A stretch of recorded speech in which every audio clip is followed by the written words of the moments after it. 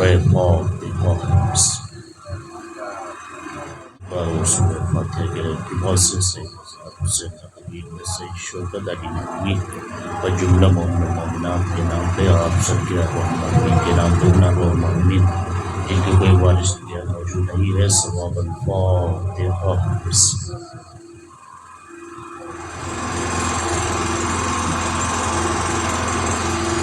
اعوذ باللہ من الشیطان الرجیم بسم اللہ الرحمن الرحیم الحمد للہ الذی لا یبلغ مدحتہ القائلون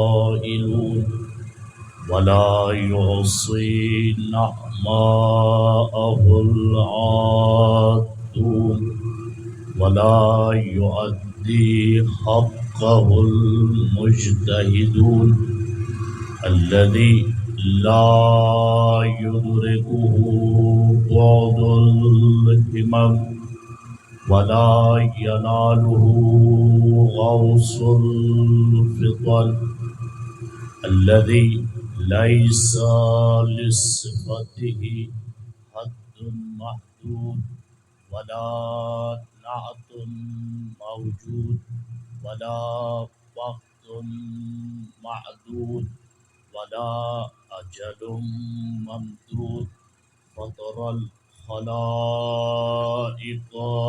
بقدرته ونشر الرياح برحمته وودد بالسحور ميدان أرضه ثم الصلاة والسلام على الرسول المصدق المحمود الأحمد جد الحسن والحسين أبي القاسم محمد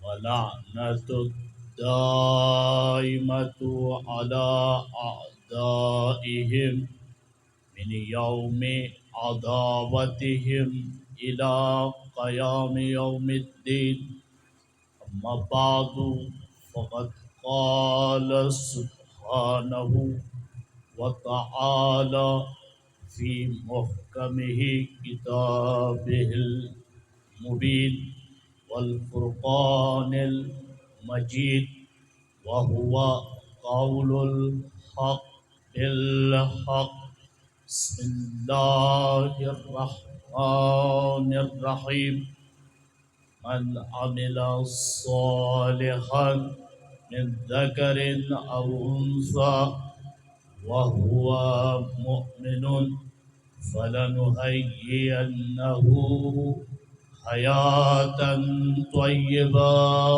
صلوات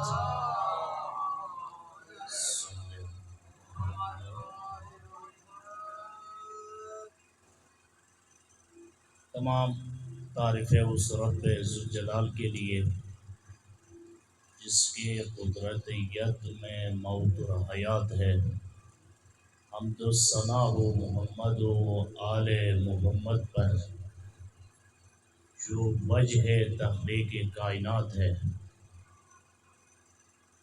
سامعین کرام ارباب اعضاء، اس موضوع کو میں نے سوچ کر آیا تھا تو میزبان کی طرف سے جو حکم ہوا، جس موضوع پہ میں نے کئی بار تقریر کر چکے ہیں، لہذا فرش اعضاء پر بیٹھنے کے بعد ذکر آل محمد جتنا سنا جائے وہ انسان کے لیے ہدایت اور انسان کی علم میں اضافہ ہونے کا ایک سبب ہے۔ تو فرش اعضاء کیا ہے؟ مقام فرش اعضاء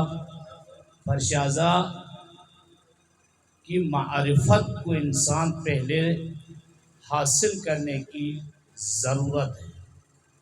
جب تک کسی چیز کی معرفت انسان کو نہ ہو، اس چیز کے بارے میں انسان جستجو نہیں کرے کہ فرش اعضا ہے کیا۔ فرش اعضا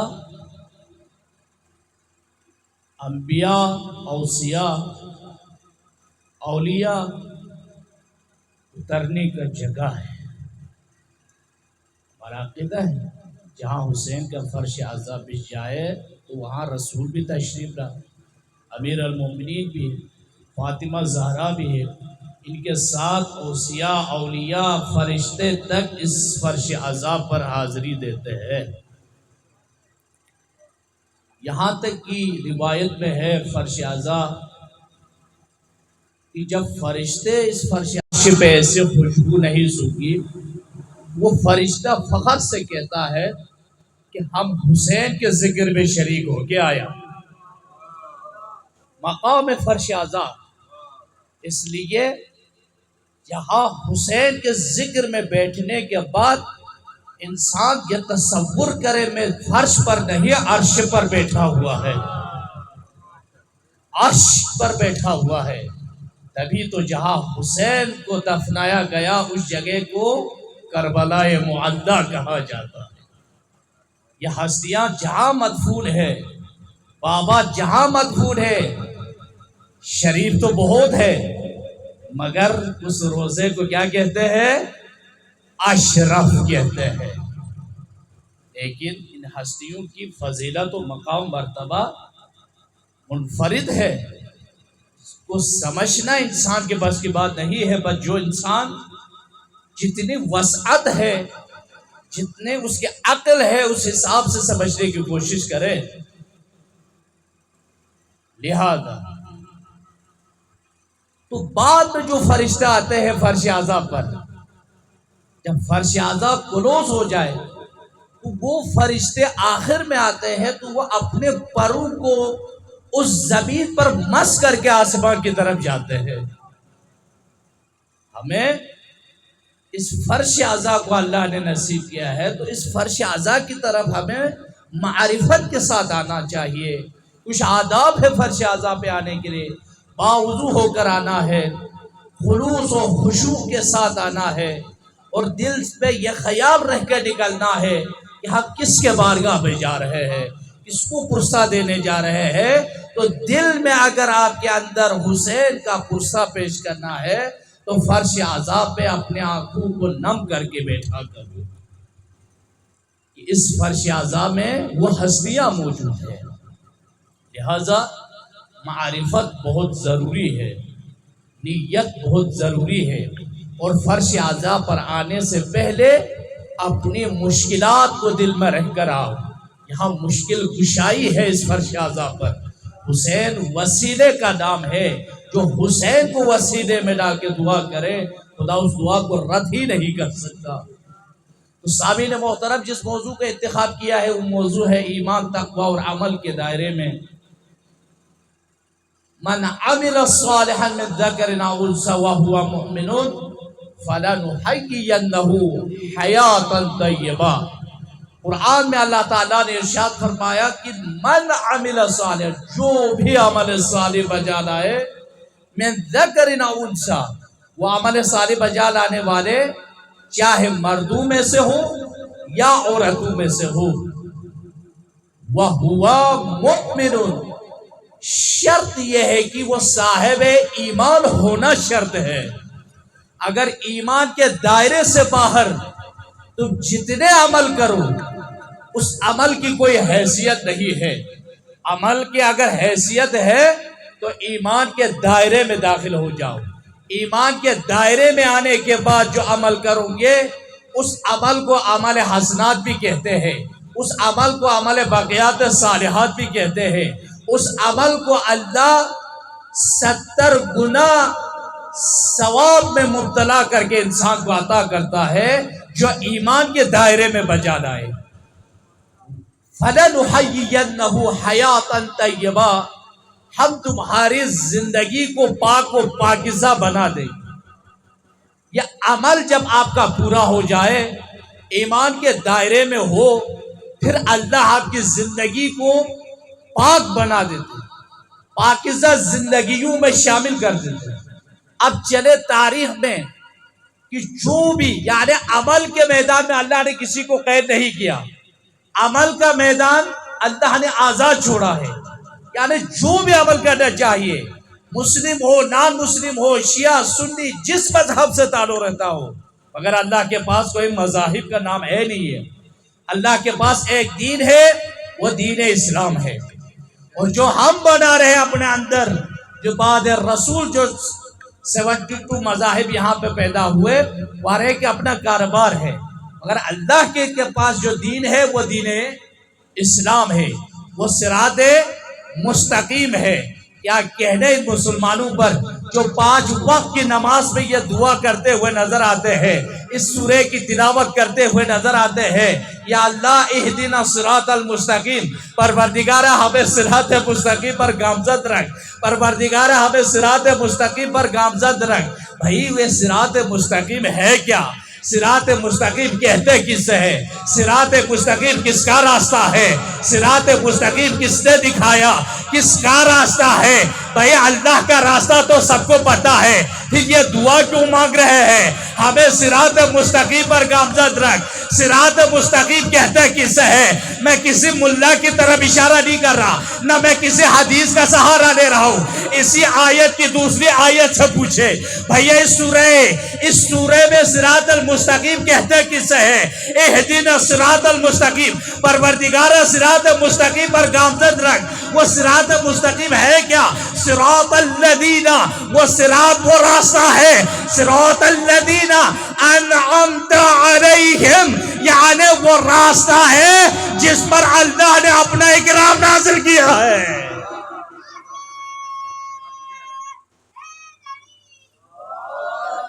یعنی اللہ نے اپنا اکرام نازل، اللہ نے غدیر میں اعلان کیا آج دین بھی تمام، نعمتیں بھی تمام۔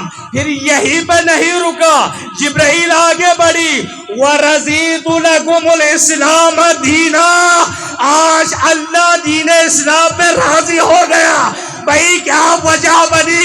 آدم نے دین نہیں پہنچایا، نوح نے نہیں پہنچایا، ابراہیم نے نہیں پہنچایا، موسیٰ نے نہیں پہنچایا، عیسیٰ نے نہیں پہنچایا، 1,00,000 پیغمبر بلکہ 1,24,000 انبیاء نے تو یہ کہتے ہوئے دین پہنچایا، لا الہ الا اللہ محمد الرسول اللہ، یعنی اللہ کی وحدانیت کا اقرار اور اس کے رسول کا اقرار، ان کی کتاب کا اقرار، قیامت کا اقرار، بھائی سب نبیوں نے پہنچایا تھا، مگر اللہ نے کبھی یہ نہیں کہا اے موسیٰ آج دین میں راضی ہوا، اے عیسیٰ آج دین میں راضی ہوا۔ حتیٰ کہ محمد مصطفیٰ نے ان تمام مشقتوں کے بعد کبھی مصطفیٰ سے بھی نہیں کہا کہ آج دین راضی ہوا، مگر کہا تو اس وقت کہا جب اللہ کے رسول نے علی کی ولایت کا اعلان کیا۔ درود بھیجے محمد و آل محمد۔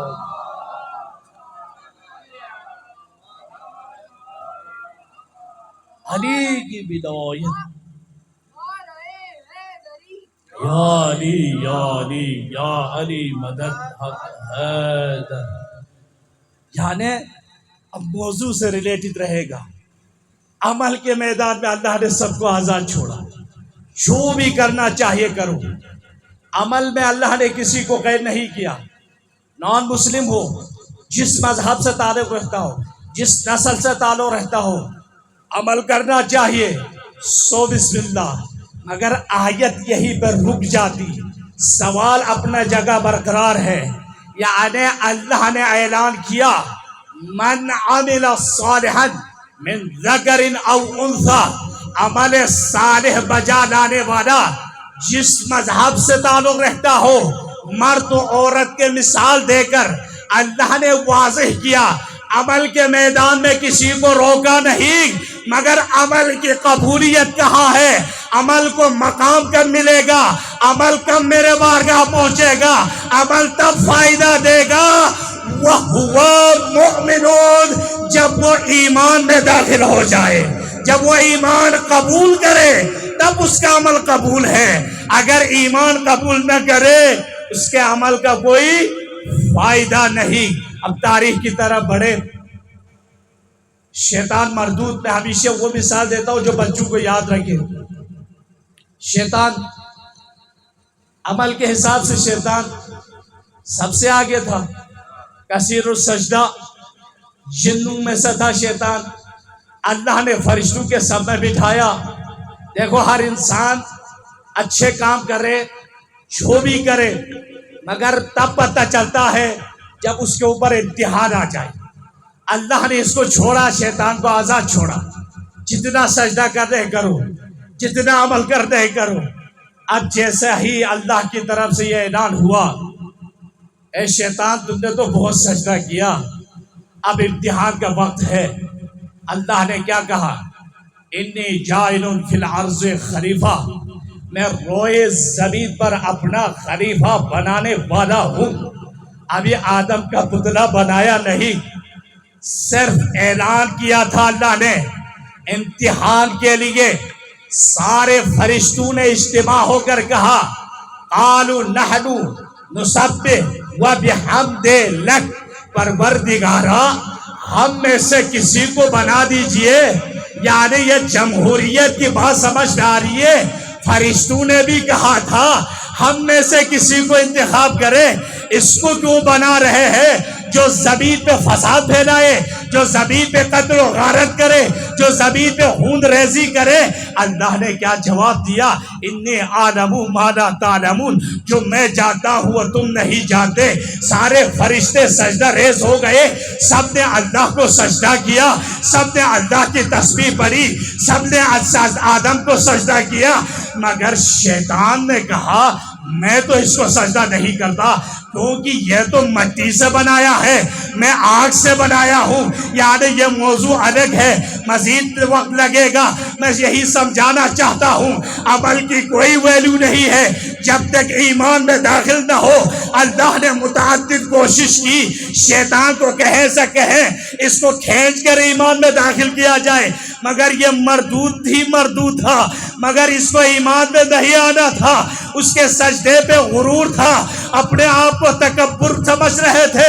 اللہ نے کہا اے شیطان تم اتنا متکبر ہو گیا، یعنی تم عالیین میں سے ہو گیا کہ تم نے آدم کو سجدہ نہیں کیا۔ واللہ کچھ ہستیاں موجود تھی جن پر واجب نہیں تھا کہ وہ آیا۔ جب عصر عاشور کا وقت آیا، امام حسین آخری رخصت کے لیے خیمے تشریف لائے، سارے بیویوں کو سلام کیا اور سب جناب زینب کو سونپا۔ ایک مرتبہ مولا جانے لگے کربلا کی طرف، مقتل کی طرف جانے لگے، ایک مقام پہ ذوالجلال رک گیا۔ مولا نے کہا ہے ذوالجلال بس یہ آخری سواری ہے، یہ آخری زحمت ہے، اے ذوالجلال پھر تم آزاد ہو۔ بے زبان جانور نے سر کو ہلایا، مولا نے زمین کربلا میں دیکھا، ارے 4 سالہ سکینہ ذوالجلال کے قدموں سے لپٹی ہوئے۔ اے ذوالجلال میرے بابا کو نہ لے جا، ارے جو صبح سے جا چکے ایک بھی واپس نہیں آیا۔ مولا حسین نے کہا سکینہ میں نے تجھے پھوپھی کے حوالے کیا تھا، میری بیٹی اب کیوں آئی ہو؟ کہا بابا کچھ دیر کے لیے زمین کربلا آ جائے۔ مولا زمین کربلا تشریف لائے، عزادارہ گریہ کیجئے گا، آیا آخری ایام ہے نا، اس بیوی کا پرسہ دیجئے مولا حسین کو، اس بیوی کا پرسہ دیجئے اس ماں کو جس کے دامن اجڑ گئے، جس کا کوئی نہیں رہا۔ عزاداروں مولا حسین سے بچی نے کہا بابا زمین کربلا بیٹھ جائے، مجھے اجلت نہیں ہے، میں آرام سے مسائل پڑھوں گا۔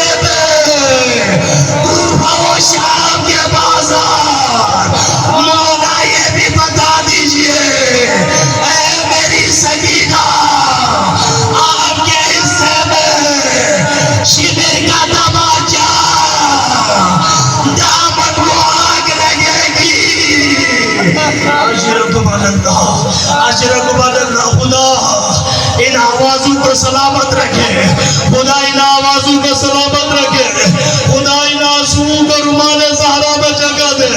اے بی بی اس پرسوں کو قبول کیجئے۔ آزادارو وقت آیا، ایک رات بی بی روتی روتی سو گئی۔ آزادارو خواب میں بابا کو دیکھا، اب بچی خواب میں بابا سے باتیں کر رہی ہے۔ اولاد والے اس بات کو محسوس کریں، جب بچے خواب میں کچھ کہنے لگے، باپ کے کلیجے پہ کیا گزرتی ہے، ماں کے کلیجے پہ کیا گزرتی ہے۔ اب سکینہ بابا سے بات کر رہی ہے، بابا یہاں بہت اندھیرا ہے، بابا مجھے ساتھ لے چلو، بابا مجھے ڈر لگتی ہے۔ جب بچی باتیں کر رہی تھی، سارے بیویوں نے حلقہ باندھا، سب رونے لگے۔ آزادارو آنسو کے کچھ قطرے سکینہ کے رخسار پہ گرے۔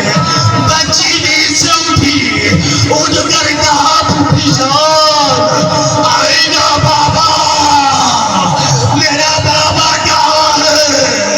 کبھی زندہ کے اس کونے میں، کبھی زندہ کے اس کونے میں۔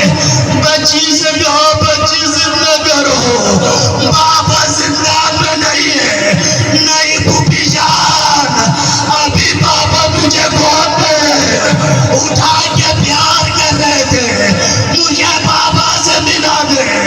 ایک مرتبہ اس ملعون کے کان میں شور گیا، اس ملعون نے کہا ارے رات کی اس وقت میں کون رو رہی ہے؟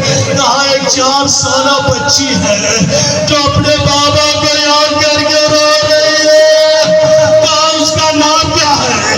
نام سکینہ ہے، بابا کا نام حسین ہے۔ اس ملعون نے کہا جاؤ اس تشت کے اوپر حسین کا سر رکھا ہوا ہے، وہ سر لے جاؤ، بچی کو قرار آئے گی۔ جیسے دروازہ کھلا، ایک تشت پہ حسین کا سر تھا، ساتھ ایک چراغ تھی، ایک مچل تھا۔ بچی نے اس کو دیکھا، ارے مجھے کھانا نہیں چاہیے، مجھے بابا چاہیے۔ جیسے کپڑا اٹھایا، بابا کا سر نظر آیا، بچی نے دونوں ہاتھ پھیلائے، او میرے بابا، میری محبت کا واسطہ، بابا آ جاؤ۔ سر حسین اٹھا، بچی نے سینے سے لگائے، اپنے کام بابا کے رخسار پہ رکھا۔ اب جو بچی نے بیان کیا مجھ سے بڑا نہیں جا رہا، اب مجھے معاف کیجئے۔ بچی نے اپنے زخمی کام بابا کے رخسار پہ رکھا۔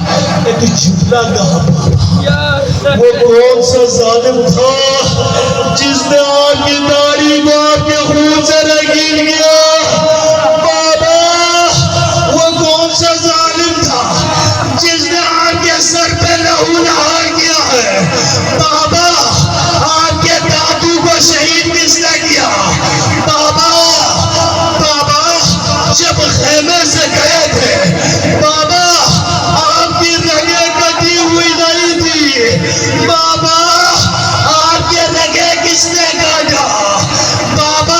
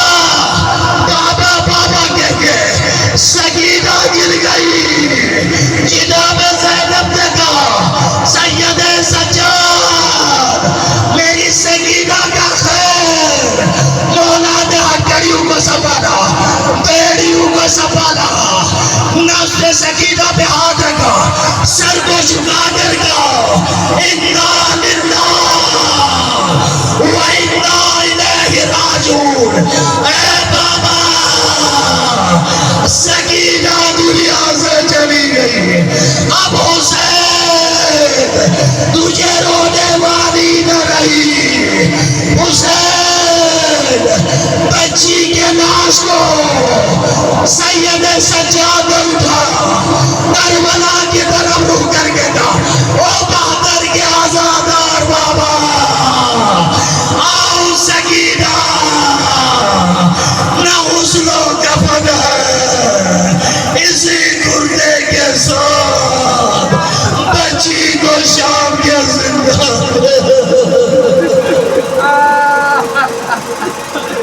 خلیفۃ الرحمن السلام علیک یا منظر الایمان مجد اللہ تعالی فرجک وصلی اللہ